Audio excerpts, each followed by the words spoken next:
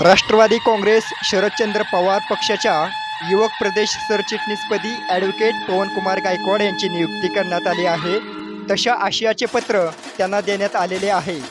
पक्षाचे प्रदेशाध्यक्ष जयंतराव पाटील यांच्या मान्यतेने त्यांना हे पत्र देण्यात आले असून यापूर्वी ॲडव्होकेट पवनकुमार गायकवाड हे पक्षाच्या लीगल सेलचे काम करत होते। त्यांची पक्षवाढीची तळमळ, पक्षासाठी आजवर केलेले योगदान, पक्षावरची व शरदचंद्र पवार यांच्या विचारावर असलेली निष्ठा याचा विचार करून पक्षाने त्यांच्यावर युवक प्रदेश सरचिटणीस पदाची जबाबदारी दिली असून ते सध्या कामठी येथील रहिवासी असून मोहोळ पंचायत समितीचे दिवंगत माजी सभापती भारत गायकवाड यांचे चिरंजीव आहेत।